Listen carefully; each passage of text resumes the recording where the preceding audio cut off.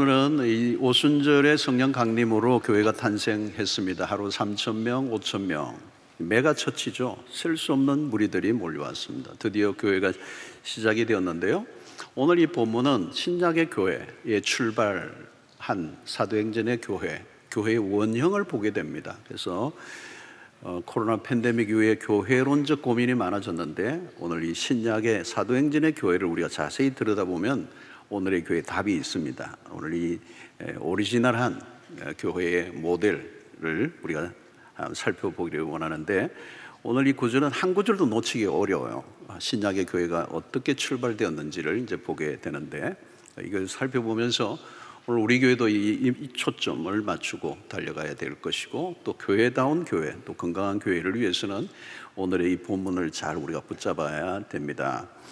자, 오늘 이제 구절로 이제 살펴볼 텐데요. 제일 첫 번째가 그겁니다. 사도의 가르침을 받았다는 거죠. 여러분들 본문을 보시면 오늘 사도들의 가르침을 받았다. 가장 먼저 이게 나와요. 그러니까 교회에 중요한 것 중에 하나가 뭐냐면 사도들의 가르침이 있어야 된다는 거예요. 사도들의 가르침. 교회에서 매우 중요한 것은 말씀의 가르침이니. 사도들의 역할 중에 하나는 뭐냐? 말씀을 가르치는 일이다. 이게 에베소서 4장 11절 12절에도 나오죠. 목사와 교사로 세우신 이유는 성도를 온전하게 하여 봉사일을 하게 하며 그리스도의 몸을 세우려 하심이라 그랬습니다.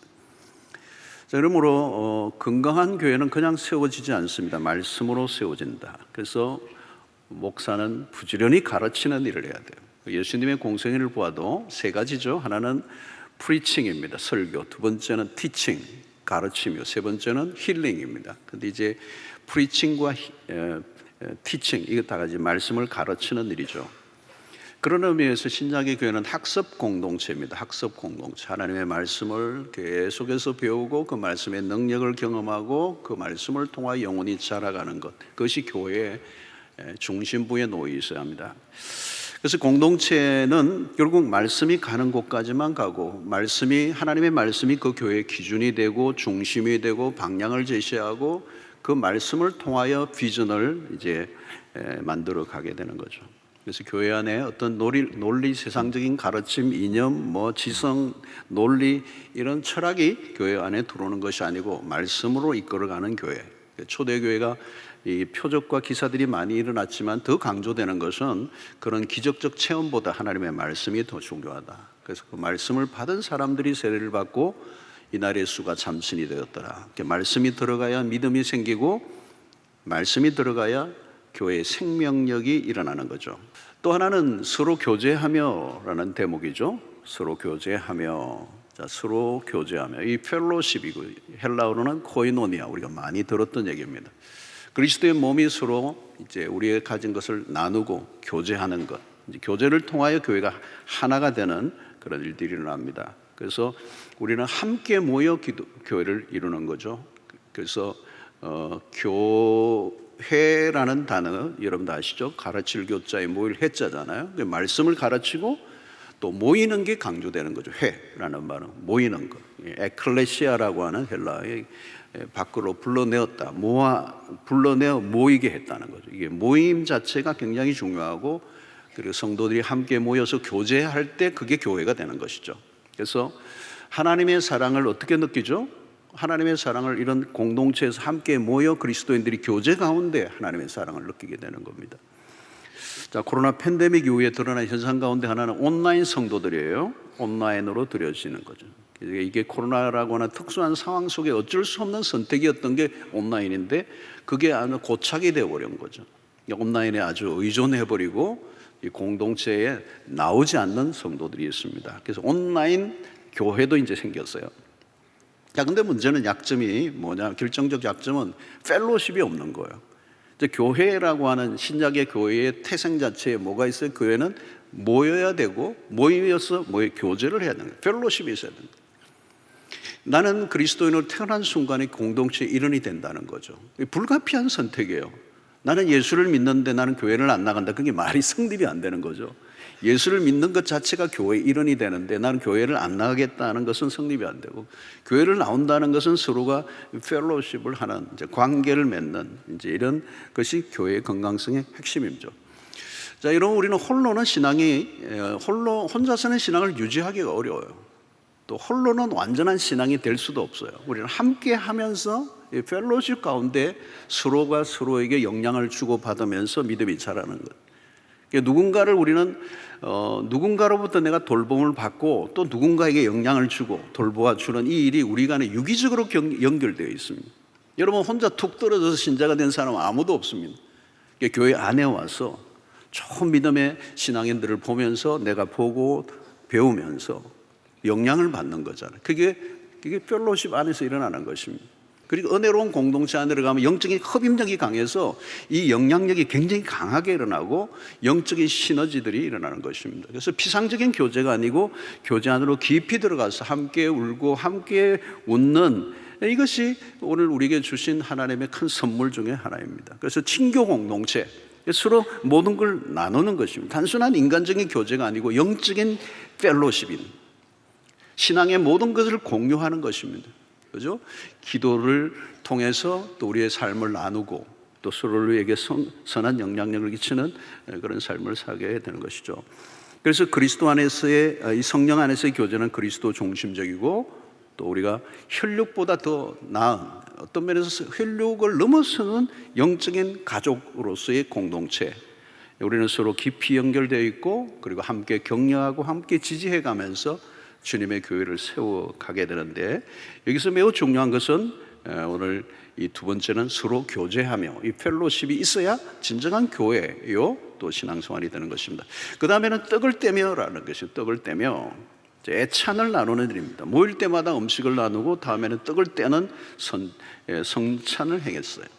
그래서 초대교회는 모일 때마다 이 성찬을 했습니다. 우리는 지금 잘도 못하는데 사실 모일 때마다 하는 게 가장 좋아요. 그리스도의 십자가의 죽으심을 묵상하고 기념하고, 예수님이 십자가를 지시기 전에 이 성찬을 제정하셨죠. 주님이 오시는 날까지, 다시 오는 날까지 이 일을 행하도록 하셨어요. 그래서 그 당시는 모이면 큰 빵을, 우리는 조그마한 걸 가지고 약식으로 하는 편인데, 그때는 큰 빵을 덩어리로 충분히 이렇게 식사를 해요. 빵으로 밥을 먹고 이게 배를 채우고 그 다음에 남은 거 가지고 또 성찬 예식을 하는데, 이제 먹을 때마다 그리스도의 죽으심을 기억하고 우리가 피로 맺어진 언약의 공동체다라는 것을 재확인하는 거죠. 그리고 교회를 이끌어가는 모든 힘에는 그리스도의 십자가가 있는, 그래서 그 피를 마시고 그 몸을 먹는 자들은 모든 계층이나 모든 차이를 뛰어넘어서 하나가 되는 그 일들이 초대교회 모일 때마다 이제 성찬을 했습니다. 이번에 이제 우리가 고난 주간에 이제 철야 때 이제 성찬을 행하게 되는데, 이 성찬을 통하여 우리가 하나다라는 것을 확인하게 되죠. 자, 또 하나 뭐가 있죠? 오로지 기도하기를 힘썼다는 겁니다. 오로지 이 초대교회의 핵심은 기도가 중심에 있었던 거죠. 신약의 교회의 출발 자체가 기도예요. 그 기도를 전심으로 기도하면서 성령을 받은 거잖아요. 성령 공동체는 기도의 공동체. 그래서 기도는 어떤 요식적인 절차나 프로그램이 아니고 교회의 중심부에 놓여 있다는 거죠. 그래서 여러분 어느 교회나 가보면 그 교회의 기도가 어느 부분에 놓여져 있는가가 굉장히 중요한 겁니다. 목회자에게도 목회에 있어서 그 기도를 어느 자리에 둘 거냐는 거죠. 그런데 이 초대교회는 중심부에 있어서요, 중심에 우선순위에 있었다는 거죠. 그냥 뭐 기도가 하나의 프로그램 중에 하나로 들어있는 게 아니라 그냥 기도가 핵심에 있었던 거죠. 아마 이것은 제자들이 오순절 이후에 절실하게 깨달았던 것 같아요. 여러분, 성령이 역사하는 교회의 특징은 기도가 강합니다. 기도를 빼고는 설명할 수 없고, 기도가 약해지면 무기력해지는 겁니다.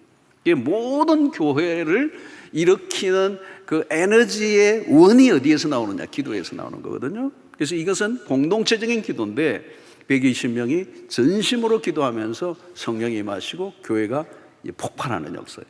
여러분, 기도를 간구하면 교회는 위기를 맞아요.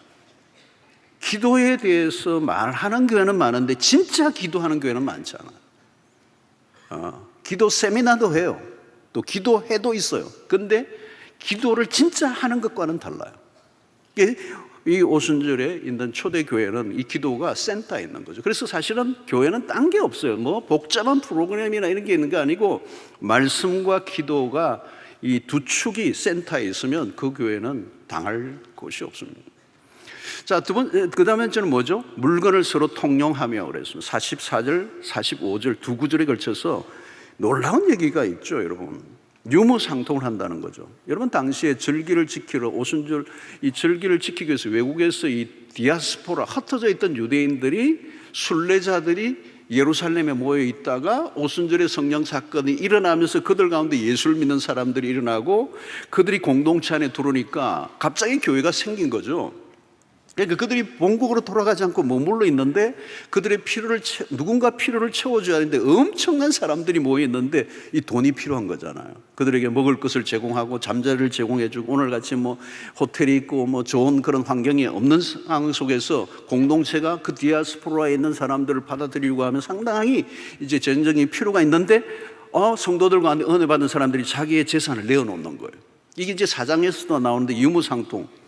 여러분, 어디 가나 가진 자와 가지지 못한 자의 긴장감이 있는 거고 인류 전체가 겪고 있는 난제 중에 하나가 분배예요, 분배. 비밀금 부익부의 현상이 일어나 몰린단 말이죠. 이걸 정치적으로 뭐 제도로 해결하려고 하지만 인류 역사가 풀어내지를 못해요. 왜냐하면 인간의 이기심이 있기 때문에. 지독한 이 이기심이 내 것을 움켜쥐고 내놓지 않으니까 나누면 다 함께 잘 살 수 있는데 이게 유통이 안 되는 거예요. 이 공평이 안 되는 거잖아요. 그러니까 성령이 그런데 오늘 오순절에 교회 안에 무슨 일이냐, 내 것을 아무도 내 것이라고 주장하지 않는다는 거예요. 소유의식이 이렇게 내려놓은 거죠. 이건 엄청난 것입니다. 그래서 오순절의 사건으로 인하여 뚜렷한 특징을 방언으로 얘기하는데, 방언은 우리 오순절주의 교회들은 이 방언을 굉장히 인간의 개인적 체험을 굉장히 많이 강조하는데, 실제적으로 사도행전에 일어난 가장 이 초대교회에 일어난 뚜렷한 성령의 충만의 현상은 뭐냐면 자기의 물질의 소유욕이 사라진 거예요. 그리고 자기의 물질을 공동체를 위해 내어놓은 것입니다. 그래서 유무상통하고 그들에게 핍절한 자가 없고 가난한 자가 없어진다.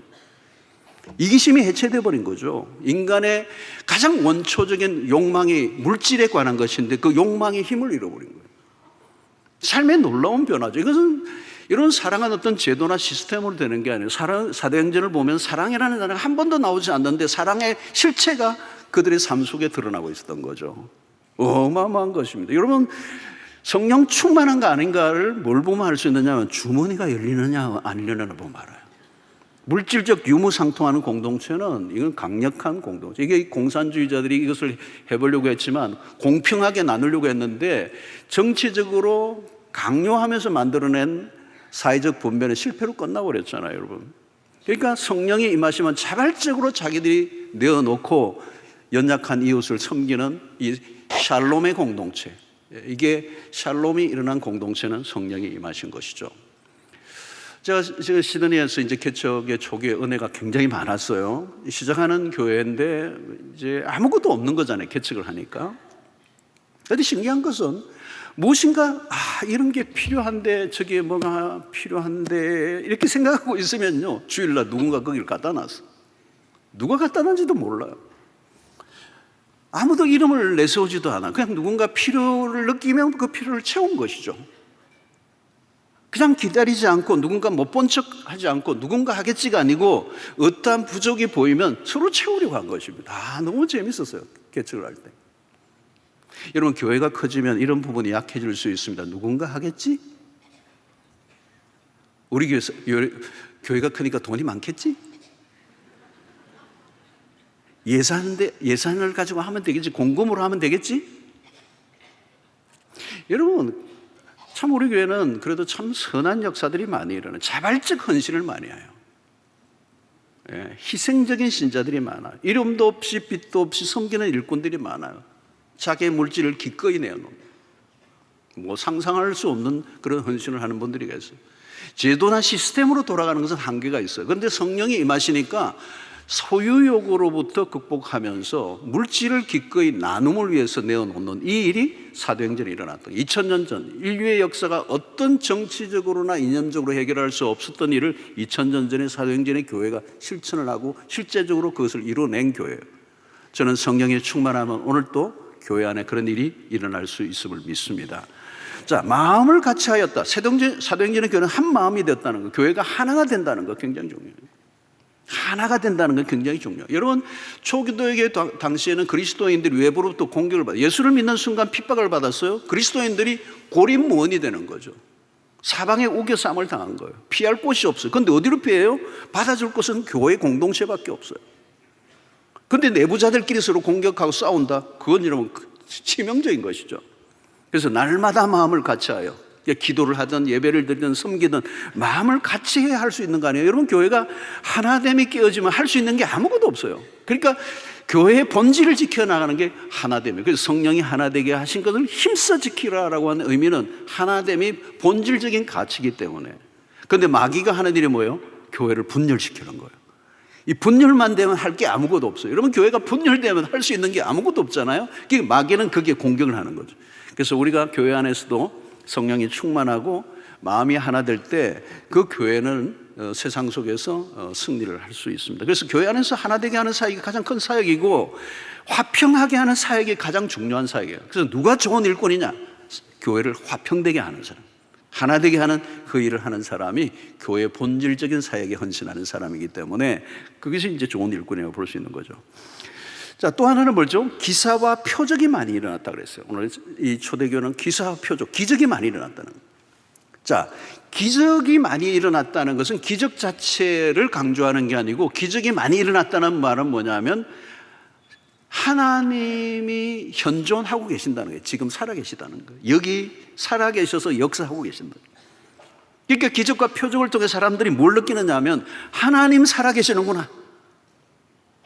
그러니까 여러분, 복음의 역사가 일어나는 곳에는 기적이 일어나고 새로운 시대가 이제 왔다는 거예요. 그래서 3장에 넘어가면 성전 미문에 날 때부터 일어나지 못한 사람이 한 40쯤 된 사람인데, 베드로와 요한이 지나가다가 그를 보고 예수의 이름으로 일어나 걸으라 할 때 일어나 불쩍 뛰면서 기적이 일어나니까 온 유대사회 전체에 어마어마한 파장을 느끼며 하나님의 살아계심을 온몸으로 느꼈던 두려움이 공동체를 엄습한 거죠. 여러분, 이것은 하나님의 살아계심, 그 능력이 드러나는 것. 그래서 하나님의 살아계심의 증거들을 통하여 교회가 가지고 있는 그 어떤 영적인 권위가 세상 속에서도 드러나므로 세상이 함부로 교회를 이렇게 욕하지 못하게 하는 그런 역사들이 일어난 것입니다. 자, 그 다음에 또 하나는 뭐예요? 집에서 모였다는 거. 집에서 잘 모였다. 초대교회는 두 가지예요. 집에서 모이고 성전에서 모이고, 이 두 가지를 함께 했다는 겁니다. 첫 번째는 집에서 모였다. 집과 성전의 모임이 함께 동시에 모이는 거죠. 그래서 소그룹으로도 모이고 공동체적으로 모이고, 이게 두 가지가 같이 있을 때 신앙의 밸런스를 맞출 수 있다는 것입니다. 그래서 이것이 초대교회에서 우리가 볼 수 있는 모델입니다. 자, 그 다음에 뭐죠? 기쁨과 순전한 마음으로 음식을 먹고 이랬어요. 자, 초대교회를 모일 때마다 중요한 게 뭐냐? 음식을 같이 나누었다는 거예요. 친밀함을 나눌 때 중요한 것은 먹는 거다, 먹는 거. 함께 음식을 나누면서 친밀감이 깊어지는 거예요. 그래서 먹는 게 강조되고 있어요. 음식을 먹고. 예수님도 먹는 걸 좋아하셨는데 이 초대교회도 먹는 걸 중요해요. 그러니까 먹는 게 중요하구나. 자, 그런데 여기 보면 기쁨과 순전한 마음으로 음식을 먹고, 순전한 마음. 이 말은 뭐냐면 음식을 먹을 때, 소그룹으로 모일 때, 함께 가정에서 모일 때 다른 사심이 있으면 안 된다는 거예요. 기쁨과 순전한 마음으로 했어요. 초대교회의 특징이 뭐냐? 기쁨이 있었다는 거예요. 교회 오는데 우울하고 침통하면 어떻게 되겠어요? 복음이 있는 교회는 기쁨이 있는 거예요. 잘 되는 교회, 건강한 교회 특징이 기뻐요. 예배할 때도 기쁨이 있잖아요, 여러분. 그죠? 율법적 교회는 기쁨이 없어요. 굉장히 분위기가 침통해요. 바리새인들의 얼굴을 여러분 상상해 보시겠습니까? 기쁨이 없어요. 억압과 그런 강요가 있는 분위기, 뭔가 짓누르는 분위기. 그 복음이 희미한 교회이기 때문에 그런 것이죠, 여러분. 초대교회 상황을 보면 외적인 상황은 기뻐할 수 있는 상황이 아니에요. 근데 마음으로는 기쁜 거예요. 어떻게 해요? 바울이 감옥 안에 있으면서도 내가 기뻐하고 기뻐한다고 얘기하잖아요. 억누를 수 없는 기쁨이 그리스도 안에서 주어졌기 때문에 그들이 기뻐한 것입니다, 여러분. 여러분, 우리는 기쁨을 추구하기 때문에 기쁨이 오는 게 아니에요. 믿음 생활을 제대로 하다 보면 기쁨이 따라오는 거잖아요. 그 기쁨의 이유가 복음이기 때문에, 하나님이기 때문인 거죠. 자, 그 다음에 뭐죠? 하나님을 찬미하며래요. 예배 공동체예요. 예배가 중심에 놓여요. 수직적 교회, vertical church라고 그래요. 하나님과 다 있어야 돼요. 교회가 모든 회중이 하나님께로 향해 있어야 돼요. 사람이 아무리 모여도 교회의 중심은 하나님이시다라는 것을 무엇으로요? 예배를 통하여 증명해야 되는 거죠. 그래서 교회를 항상 물어야 되는 거야. 사람 중심이냐 하나님 중심이냐. 사람이 1,000만 명이 모여도 사람이 중심이 되면 안 돼요. 교회는 언제나 하나님이 중심이 되고 하나님이 보좌의 중심에 앉아 계셔야 되기 때문에 그분을 예배하는 공동체. 그래서 모든 것은 예배로 결정된다. 자, 마지막 또 하나는 뭐예요? 온 백성에게 칭송을 받았다는 거예요. 자, 교회가 세상으로부터 칭찬을 받고 있는 거 굉장히 중요한 이슈입니다. 진짜 좋은 교회는 세상 사람들이 칭찬해야 돼요. 어떤 분은 우리가 칭찬하는 거 의미가 없습니다, 여러분. 그러니까 이것은 뭘까요? 세상으로부터 유리된 교회가 되어서는 안 된다는 거예요. 길을 만드는 교회가 있고 성을 쌓는 교회가 있어요. 울타리를 치버리고 우리끼리만의 천국을 만드는 거예요. 여러분, 교회가 세상의 교회를 핍박할 때도 있어요. 그러나 도무지 무시할 수 없는 교회, 욕을 하려고 하는데 욕을 할 수 없는 교회, 세상 사람들도 인정할 만한 매력을 가지고 있는 교회. 그러므로 여러분, 우리가 늘 염두에 두어야 하는 것은 세상 사람들이 우리를 어떻게 바라보고 있는가. 우리는 우리 길을 간다 그러면 안 돼요. 세상 사람들이 무시할 수 없을 만큼 선행도 열심히 해야 돼요. 우리 교회가 선행을 하려고 애를 많이 쓰는데 더 많이 해야 돼요. 더 많이 해야 돼요. 그래서 저는 한국교회, 특별히 대형교회들은 이 선행에 있어서 더 적극적으로 포문을 열어야 돼요. 적극적으로.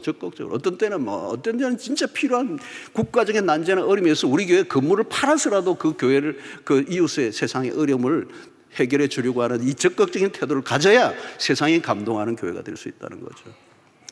그래서 세상에 기여하는 교회가 세상을 품어야 된다는 거죠. 마지막, 오늘 내용이 많아가지고 속삭포처럼 제가 들어가는데 메모하는 분들에게 미안합니다. 제가 주께서 구원받는 사람을 날마다 더하게 하시느라, 이게 마지막 부분이에요. 신약의 공동체는 선교 공동체, 날마다 구원받는 사람을 더하게 하신다. 자, 47절 끝부분에 중요한 거죠. 주께서 구원받는 사람을 날마다 하게, 인위적이지 않다는 거죠. 복음 전도 역사가 일어나고 열매가 맺히는 역사. 그러니까 그 교회가 건강한가 아닌가는 뭘 통해서 알 수 있느냐? 구원받는 사람이 날마다 더하고 있느냐? 여러분, 이것은 수평적 이동이 아니에요. 진짜 우리가 전도하고 예수 믿고 세례 받는 사람이 몇 명인가? 이게 중요하죠. 그게 건강성을 이제 따져보는 것입니다. 자, 오늘 살펴본 내용들이 신약에 태동할 때 예루살렘 교회에 일어났던 이 오리지널한 교회의 모습이에요. 오늘 이 교회도 이 신약의 교회를, 사도행전의 교회를 우리가 본받아 가기를 원합니다. 물론 완전한 교회는 아니에요. 그러나 2000년 전에 일어났던 이 교회가 그 로마의 제국, 그 당시에 로마 제국은 화려한 번영을 하고 있을 때예요. 기독교의 출발은 로마 제국의 번영에 비해서 아무것도 아니죠. 나사렛 예수, 33세 형장의 이슬로 사라져버린 사람, 그리고 갈릴리의 천부들로 막 연결되어 있는 제자들, 신흥 종교의 해프닝 정도로 보았어요. 그 시대의 식자들이나 상류 계층의 사람들이 보기에는 이 기독교라는 것은 정말 아무것도 아닌 조롱거리 정도밖에 안 됐어요. 그러나 여러분, 100년이 지나는 동안 그 역사는 서서히 일어나고 120명으로 출발했던 교회가 거대한 하나님의 나라 운동으로 번져요. 312년쯤 되면 어때요? 로마가 복음으로 기독교로 접수가 돼요. 로마는 사라져요. 그리고 바울을 중심으로 한 스바나, 스페인으로 간 복음이 유럽의 문명을 바꿔버려요, 기독교가. 여러분, 초대교회에 미미하게 출발했던 교회, 그러나 오순절에 성령이 임하시고 그 신약의 교회는 2000년 역사 속에 쇠하지 않고 지금도 하나님의 백성들을 일으키시는 하나님의 나라 운동이 진행되고 있습니다. 나라가 사라지고 민족이 사라지고 때로는 제국이 사라져도 하나님의 교회는 지금까지 마치 불멸의 교회처럼 달려오게 하시고 구원받는 자들을 지금도 날마다 더하게 하시는 줄로 믿습니다. 복음이 살아있고 그리스도 중심적이고 성령이 뜨겁게 역사하고 하나님을 기뻐하시게 하고 이웃을 사랑하고 그 아름다운 공동체를 세워가는 일에 계속적으로 쓰임받는 역사가 일어나는 일에 여러분들 모두가 쓰임받게 되기를 주의 이름으로 축원합니다.